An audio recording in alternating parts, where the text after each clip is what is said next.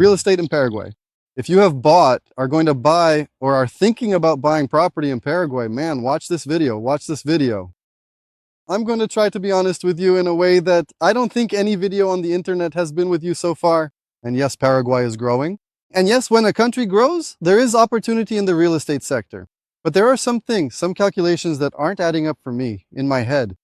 And I would like to share them with you so that later on you don't say, nobody warned me.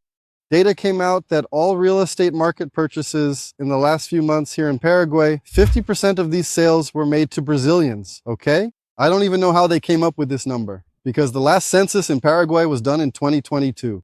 Paraguay has a very serious problem with data, right? And so I don't know how they did this survey, but there it is. They are shouting this number on the internet. And while there are many people celebrating this number, in my crazy head, it sets off an alarm. Why? Look, if 50% of the real estate market was sold to people who don't live here or who just arrived yesterday, do you think these people are making good deals? No, honestly. I've been here for 4 years and I've seen very few real opportunities in the real estate market. I've already warned you, many people don't like this, but most of it is just nonsense to fool gullible foreigners. So much so that they advertise in dollars because they know that when it's advertised in dollars, the local population here in Paraguay doesn't pay attention to the ad, you know?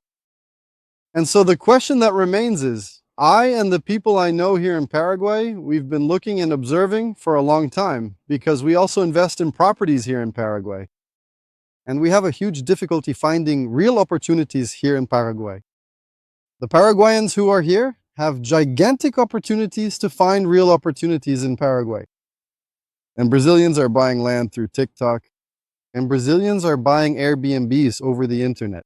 So I would like to invite you, gentlemen, to think hard about this, to think about if you have difficulty finding opportunities in your own city, do you think you're so special that TikTok has delivered you a place that is an opportunity? Or do you think that construction companies, influencers, and people who sell real estate are taking advantage of your desperation and dumping all their real estate trash on you because they take a down payment, sign a contract, and before you know it, you're tied down? And when you realize the property isn't what it was promised to be or wasn't worth what you paid, you go to cancel and you lose everything. Go ahead and look, you'll see. You'll find a bunch of people on the internet saying this. Man, I signed the contract, I paid, I lost so many $1,000s.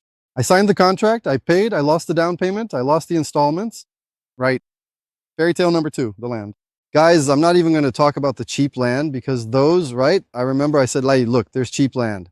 But I never told you to buy it. I just said, look, there's cheap land. What is the fairy tale about the land? You will notice that Paraguay has a minimum tax, okay?